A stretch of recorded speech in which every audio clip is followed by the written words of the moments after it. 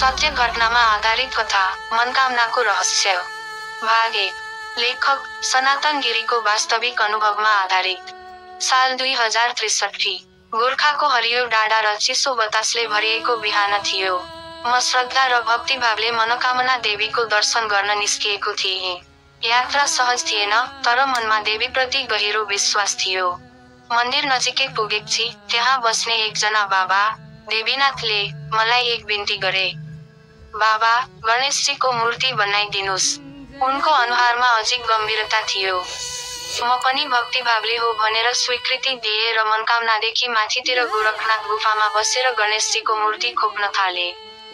दिनरात मूर्तिको आकारमा गणेशजीको रूप देखिन थालेको थियो। एक साँझ सिद्धनाथ भन्ने जोगी आएर भने, बाबा, आज भजन गर्न मनोकामना जाऔं। मैले केही सोचिन, उनीसँगै मन्दिरतिर लागे। तर जब मन्दिर पुग्यौं, अचम्मै भयो, चारैतिर सुनसान।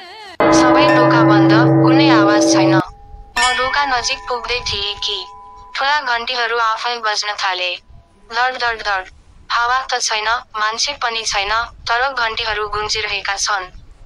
मैले सिद्धनाथलाई सोधेँ, यो कसले बजायो? उनी मुस्कुराएर भने, महाराज, यो परेवा हुन्, देवीका सन्देशवाहक। म चकित परे। तर केही क्षणमै सिद्धनाथ हराए। अचानक मन्दिरको दक्षिणपट्टि पुगे र त्यहीँ महाकालको मूर्तिले आक्रमण गर्यो। आगो जस्तै ज्वालाहरू मेरो दिशातिर फ्याँक्दै थियो। डरको सट्टा मलाई केही अज्ञात शक्ति आयो। देब्रे हातले उसको एउटा आँखा थुने। दाहिने हातले लौरीले अर्को आँखामा घोचिदिए। त्यो मूर्ति तत्काल शान्त भयो। मन्दिरको परिक्रमा गर्दै जाँदा पछाडिपट्टि कालो भाले देखे, ठुलो, डरलाग्दो, आँखा रातो। अचानक उसले ममाथि आक्रमण गर्यो। मैले लट्ठीले प्रहार गरे, भाले त्यहीँ ढल्यो। तर उसको शरीरबाट निस्किएको हुरीले आकाश फाटे जस्तो भयो। मनकामनाको आकाशमा धुलो, कागज, फोहरको बवण्डर उठ्यो। जस्तो संसारकै आत्मा हल्लिएको होस्। अन्ततः मन्दिरको अगाडिको ढोकामा पुगे, जहाँ महाकालले आक्रमण गरेको थियो।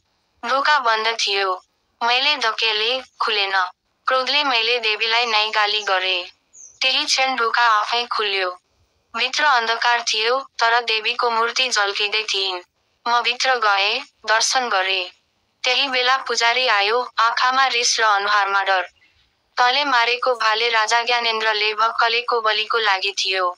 मैले भने, मलाई थाहा थिएन। पुजारी रिसायो, जा, अब कहिल्यै मनोकामना नहुनु, भनी पठायो। भाग